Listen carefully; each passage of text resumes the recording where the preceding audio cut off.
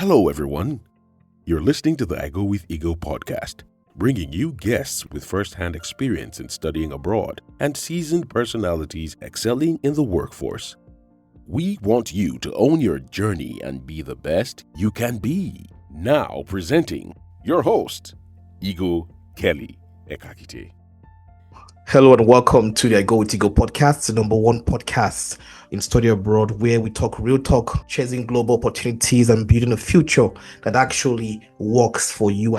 Today I have a very special guest, my good friend James Gbeda. James, you're welcome to the Go With Igho podcast. Thank you so much, Igho. Pleasure to be here and great to have you.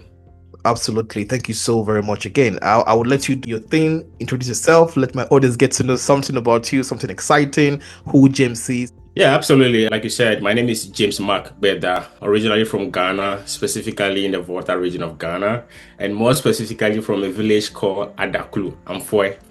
But currently I'm in the United States, and more specifically, I am a research economist at Western Washington University, one of the Taiwan universities in the US. Generally, I've been doing a lot of forecasting for the state of Washington. I've also been doing a lot of economic impact analysis. I do more of economic modeling, all because I have a very strong background in economics, right from Ghana and then rising up through the rank in the US. So I'll be more than happy to dive more as we go forward, but that's the general background of James Mark. Absolutely. Well, it's good to know something about, when you say economics, I'm very careful about economics. You guys are so super smart. I don't know how you do all the money thing you do and everything you guys do, the economy. You guys do such a great job, but it's good to know that that's your expertise. So you said you're from Ghana. Of course, you're my two next door neighbors. I'm from Nigeria, so we're close. All Africans, it's good to be here. It's good to have you on the show. Growing up in Africa, especially Ghana in this case, how did your early experience, shape your interest in economics in of itself and your later transition into coming to America? Yeah, great question. I think that my background did not necessarily, translate or into my interest in economics. Okay. But what it did mainly is to prepare me as somebody who is very resilient, somebody who is always pushing the limits, and somebody who never gives up. And why I say that is that my father is a farmer in Adaklu in Ghana. He grows mainly corn, beans, and palm trees. And then right from the young age, as early as 6 years, I've been part of this farming activity. So you can imagine my dad would come and wake me up at early as 4:30. Sometimes we go to the farm really early, do an hour and a half of planting of corn, and then have to return back home and now prepare, take a shower, and run back to school. And sometimes you have to, forgo school, especially when it's a rainy season, you have to plant, you have to forgo school, and then, focus on the planting for some time before you go back. Now, this background has really shaped me because it helped me how to organize myself, how to manage time, and also see how, human beings and even crops develop over time. So those things really shaped me and, informed how I do my things and how I carry out my professional life today. So it did not really translate into my interest in economics, but it really pushed me and kind of helped me to know how to manage my life, my time, work, school, and stuff like that. And it's important you say that because for us, that our stories are unique, coming from Africa, right? Not coming from wealth, coming from a family where we had to work hard to be where we are today, save up money, go to the farm. It's always exciting when I meet people like you that we have shared experience growing up to the same thing. We had the farm, we had the fish farm, we had poultry, we had to go to dig the yam, all those things and sell them in the market. So those experience, when you see someone that has lived the experience with you or similar, it's always exciting to see how our foundation has built us to where we are today, right? And so those experiences you had, it's really important. Exactly. And I must say that, sometimes people look at the negative side of these effects without talking about the positive side. We all know that, particularly in Africa, farming can be challenging. It's in most cases, especially in the rural areas, it's not the most, profitable business. True. I remember like my father started from the scratch and we're doing it to survive, right? But the part of the beauty of it is that my parents invested the money into my education. And so right from primary to high school to college, my bachelor's degree in Ghana, it was funded by farming. Although it was a struggle in terms of, something you have to sacrifice school, go back to farm, you have to leave school and go to farm and plant and, back and forth. But I really focused on the positive side of it because, they were investing in my education. And I think that is really important to emphasize. It is, and I'm glad you did that, and I know that they're so proud of you, and I know you're thankful to them as well. So you're in Ghana, you've gone through this, I like to call it molding phase of your personality, of who you are, and you are wanting to leave the country to further your education. How was the process like for you? What were you thinking about, and how did you go about it? Great question. It was not easy. And first of all, I have to emphasize that it was not just that I was so eager to move out of Ghana, right? It's mainly because of the challenges I was having. One, because I finished my bachelor's degree and there was literally no hope of getting a job. And then I have to figure out what is the next step. So with that, well, the most available option to me was to enroll into a master's program back there in University of Cape Coast again. So I also enrolled into the master's program at the University of Cape Coast after the bachelor's program. Again, when I finished the master's, there was literally no job. I have to find a way to pay my fees when I was doing my master's program in Ghana. So I stood back and said, well, I cannot continue to fund myself with farming. How sustainable it is. I was growing up and then my siblings were there. And then my dad cannot continue to pay my fees and paying that of my siblings as well. I have to take on more responsibilities now. And so I started looking for options, and I realized that I can get scholarship outside. Why not try? Right. And thanks be to God, I have very good academic record. And on top of that, I have very good friends who were always, fighting for a better life and, looking for opportunities. So we were kind of in that cohort where everybody was pushing each other. So that is how I started, and I started looking for schools. Obviously, there were times that I didn't get admission, I got disappointed. I keep trying again until I got my first admission at New Mexico State University, and that was really exciting to know. Nice. There's something you said that's very fascinating. You said you had very good academic record. I underline that word to make emphasis on that, because most people reach out to me. I go to my company as well too. Mr. Igho, I want to come to America, I want to come to Canada, I want to come to Europe to study. I'm like, the first thing, the foundation of you coming abroad to study, you have to have a very good academic record. Your bachelor's degree has to be somewhat good. Yes, there are helps for third class. Like 2-1 is very difficult, but when you have the good grade, it helps you and it gives you chances for scholarship. So you applied and New Mexico. What was the feeling like? They give you scholarship, and when you came here, what was the biggest challenges you faced in adjusting to a new environment? Yeah, good. Yeah. So again, I applied multiple times. I didn't get most of the schools.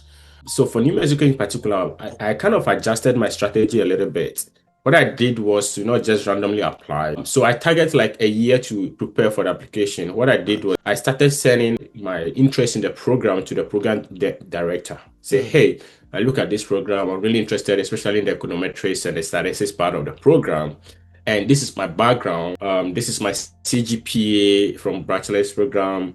I'm just curious, interested to know what are my chances? How is my record looking like? What can I do to improve my chances? And fortunate enough, the program director was really very communicative with me and responding to my email. So it was a lot of back and forth over time, and they established a rapport. And at some point he said, hey, once you put in the application, let me know.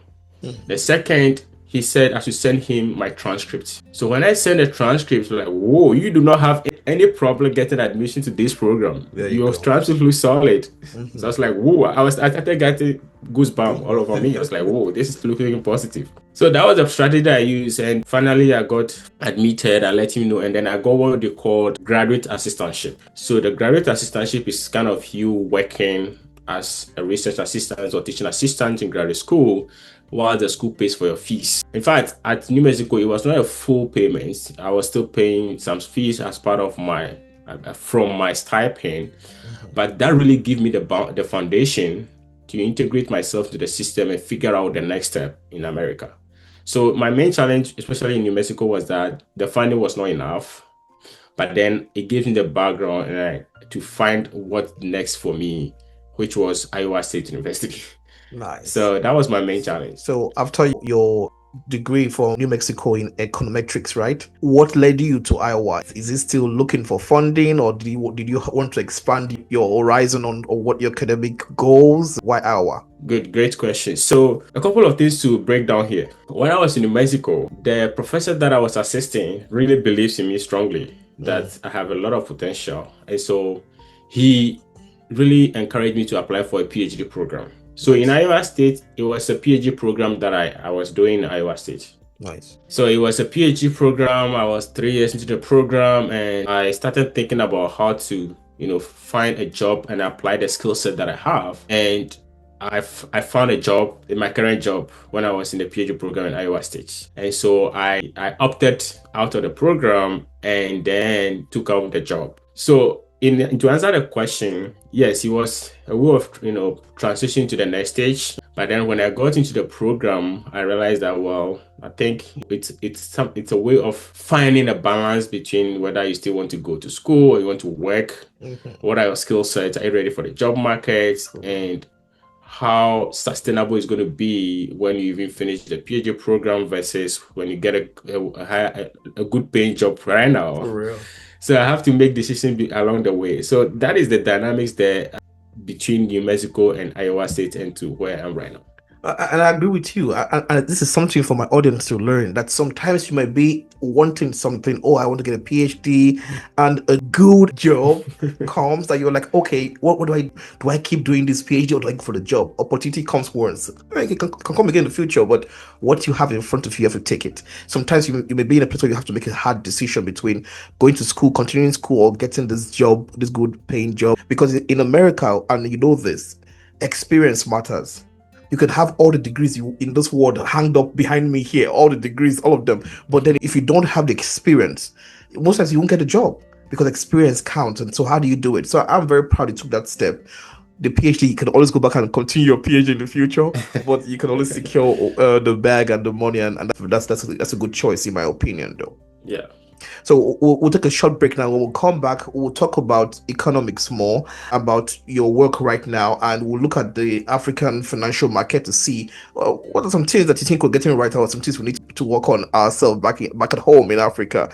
We'll be right back. The Go With Igho Pathway to Knowledge initiative is unlocking the potential of Africa's future leaders, one child at a time. This groundbreaking program is igniting hope and transforming lives by opening the doors to quality education for children who need it most.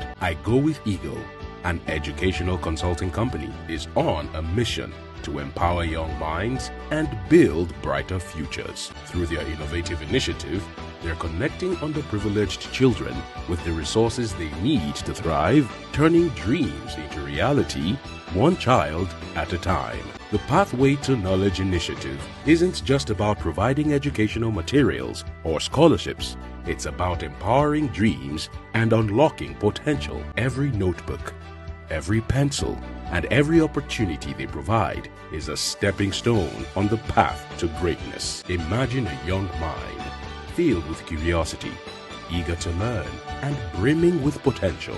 Now imagine that same mind soaring to new heights, breaking barriers, and achieving greatness because someone believed in them. This is the vision that fuels the Go With Igho Pathway to Knowledge initiative. But they can't do it alone. They need the support of individuals and organizations who share their passion for education and their unwavering belief in the potential of every child. Together, we can create a future where every child has access to quality education, where dreams are nurtured and potential is realized. Join us on this extraordinary journey as we walk the path to transformation with the Go With Igho Pathway to Knowledge initiative. Let's make a difference, one dream at a time. Welcome back from the short break. I still have my friend James Gbeda, a fascinating man with a fascinating story from Ghana, our two next door neighbor in Nigeria. But it's so good to have you. You've heard of his story, you've heard how he came to America and what he does now, the challenges he faced from New Mexico to Iowa. And so tell us, how do you balance a demanding career in economic research and forecasting, also with family life? I want to believe you have families back home, maybe here. So how do you manage it all, especially as an immigrant building a life here in America? Yeah, great question. I must say that it's not easy, but then I always think about it that, okay, if this is not easy, what is the easiest one? Right. In life, nothing is easy. For sure. So it's basically about prioritizing. In terms of work and family, there are times that, the work will require more focus. Mm-hmm. There are times that personal priorities will lead. And so for me, it's about, making sure that I have some sustainability in how I manage these things. Because for me, the forecasting, for example, is very important, especially in the forecast, the quarterly months. So like March, mm-hmm. June, September, those times I definitely have to be on top of the job. I cannot just say, I need to be with family. But beyond, after that, those months, it becomes a bit flexible, and then I have more time for family. So yes, I have family here. Mm-hmm. I have my wife and my kids right here. Nice. And it requires somebody who also understands you as a partner. And that is huge part. And I cannot appreciate my wife enough on that. She's somebody who helps me a lot, especially if I need to focus more on work. She makes sure she takes care of kids and all that. So combination of your ability to balance work and know when to prioritize is very important, because you don't want to say, I'm going to be with my family, and at the end of the day, you're unable to do your job and meet deadlines, and you're fired, right? Is that an easy one? No, it's also not easy. Yeah. And so it requires a combination of, managing yourself with the requirement of the jobs as well as family. Absolutely. It's all you have to find a way to balance it. And those are the things we learned from back home: how to manage ourselves, how to manage situations, how to communicate with our partners, with our family, the kids, and what daddy does and how we bring money, and hey, daddy will be around. So it's all encompassing, and it's something that's very important to do. So let's switch focus a little bit to your experience now. What are the biggest challenges in predicting trends like inflation, like employment, capital markets, and in a post-pandemic world? Yeah, again, very important question. And that reminds me of the recent government shutdown. Yeah. So my work as an economist and somebody who do forecasting requires a lot of data. And so we rely heavily on governments, federal government data, federal agencies like Bureau of Labor Statistics, the U.S. Census, Bureau of Economic Analysis, the Federal Reserve. Like literally, I rely heavily on their data to do most of our forecasting. And so the challenge mainly is when there's an issue and data is not available. It becomes really hard to figure out, how do I work? How do I do the forecast without the data? Mm-hmm. And so when the government shutdown happened, I think somewhere between September and October, it was really hard. In fact, our fourth quarter forecast for 2025, I'm still working on it right now. It was supposed to be due on the 15th of December. Yeah. But because of the government shutdown, we did not have full data for the third quarter of 2025. And so we delayed the forecast. So data, number one, is our priority, and it can be challenging if politics get into the way where there's a government shutdown and we cannot get the data we need to do. Another challenge is that it's really important to blend the policy implications of the forecast with the process of forecasting. So in our area, we provide forecasts for local level employment, unemployment.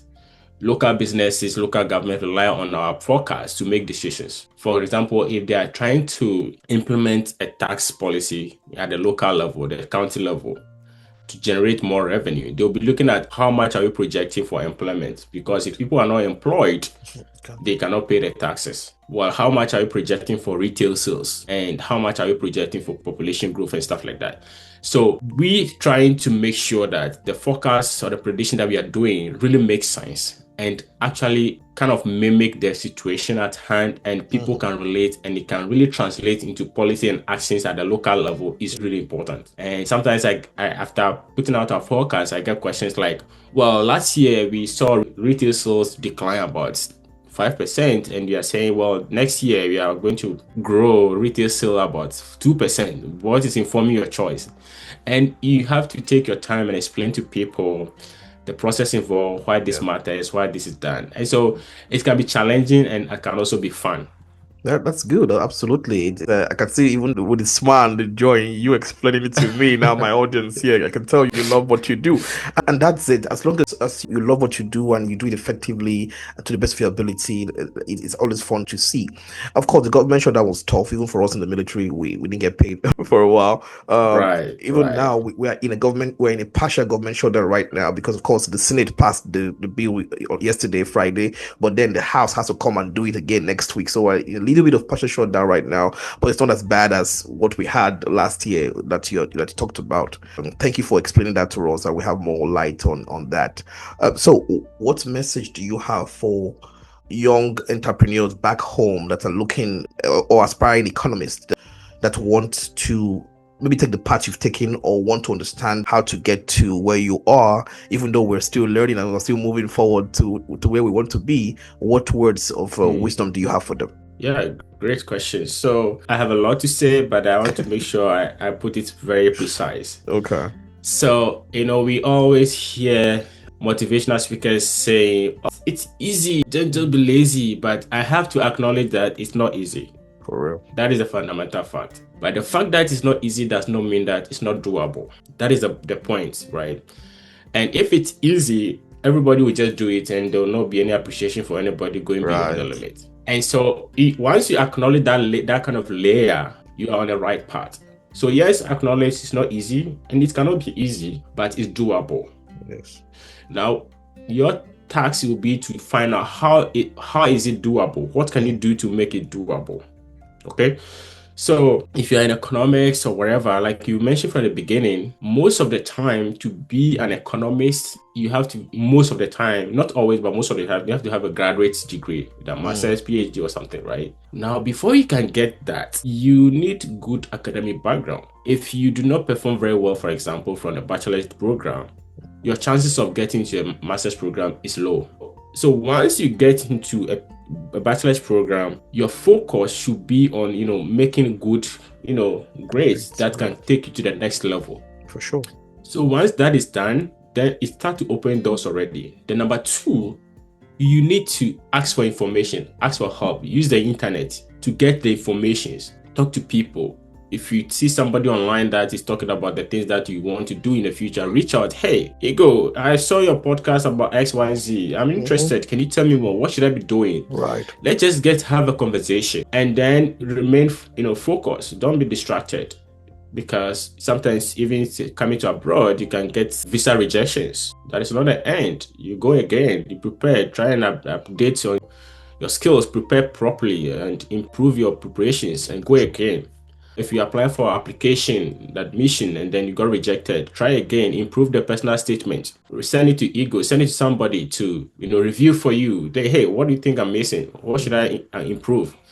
So, making sure you acknowledge that it's difficult, but it's doable, and finding the ways to do it, and asking for help when needed, and ask for mentorship and seek for information will really put you on the right path. I agree. Well, thank you so much for those words, because it's the truth, and we always sound this again. You have to do your best so that when you come to us for help, we can be able to use what you have in terms of your grades to help you. No one can, James can't do any magic for you. I can't do any magic for you. Nobody can do magic for you. You have to have the good grades. I always stress on that to be able to, do your best to find scholarship. Not everyone can afford it, but once I tell people, study abroad is open for everybody, right? The opportunity is there for everybody. So how do you get to that opportunity? How do you use the opportunity you have? How do you prepare yourself to get there? So James, thank you so much. So if someone wants to reach out to you, like maybe send you a message on, if it's Facebook, or I don't know if you're on social media, Instagram, or how can they reach you? Absolutely. You can follow me on Facebook. The name is JMS space MRK, and my last name Gbeda dash chancellor. Nice. Yeah, I'll be happy to connect and share more information. Just to also add that I provide kind of support to people send me their personal statements, Good. their CV, if they are preparing for interview, what are some of the potential questions that they can. So I'll be happy to assist. Yeah, because that as well. that was my next question. Like, okay, Perfect. show yourself. What do you do? How can they reach you? What can they help you with? What services do you provide for prospective international students? So I'm glad you said that, though. And also, they can reach you on LinkedIn and Facebook and ask you those questions and those for that services, right? Yeah, absolutely. And these days, I'm trying to even create some videos to post and share on those information. So yeah, happy to help. Also, in fact, this done, I just reviewed somebody's CV. Really? I woke up, reviewed the CV before the podcast. So it's something I love to do. Nice. Of course, we'll put a link also to your Facebook and to your LinkedIn in our comments, in our comment section, so that people can easily click on it and they can be able to see your profile as well too. Is there any last words you want to tell us before we end the podcast? Anything? Yeah, absolutely. I just want to take a moment and appreciate the people that have really contributed to my journey. Nice. Special thanks to my parents, my father, James Gbeda, and my mom, Ruth Fiagbenya, and especially my uncle, who was very supportive in my journey as well. Mr. Simon Gbeda, also from Adakulamfue. Special thanks to my wife, Rejoice. She's been wonderful from day one, and I can't appreciate them enough.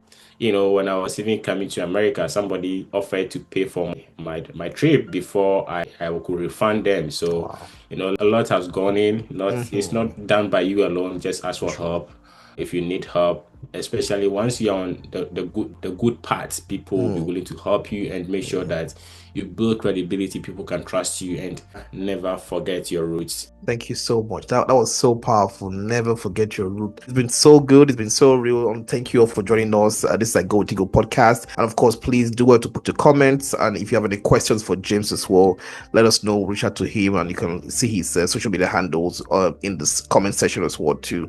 Thank you all so much. Have a beautiful day. Thank you.